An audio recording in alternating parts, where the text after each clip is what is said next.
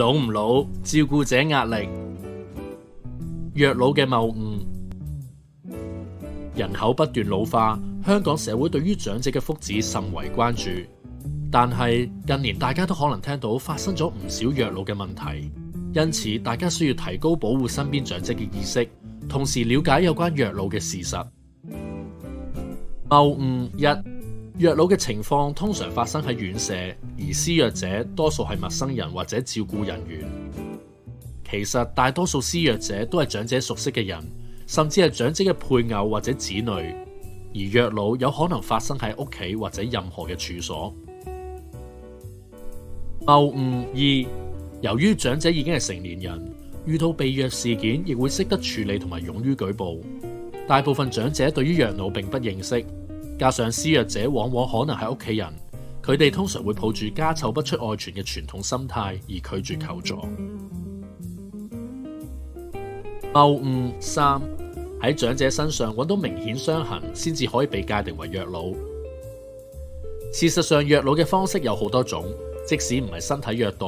只要引致到長者嘅福祉同埋安全受到傷害，已經可以被界定為虐老㗎喇。例如精神虐待、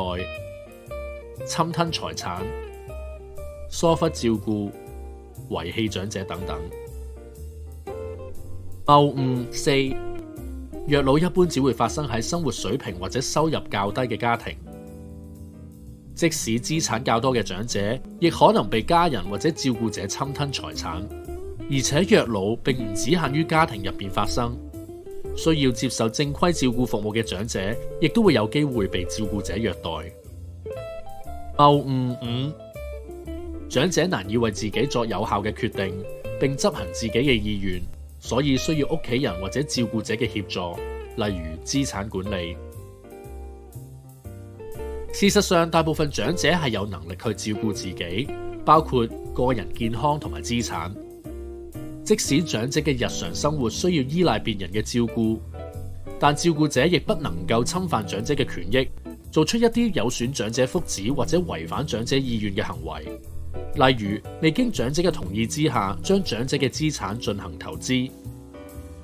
如果懷疑身邊嘅長者遭受虐待，可以主動關心同埋聆聽佢哋嘅需要，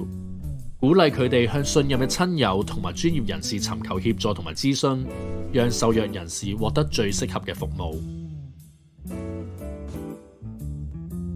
如果想獲得更多免費嘅護老資訊，就記得嚟我哋網站、Facebook 專頁同埋 YouTube 頻道睇下啦。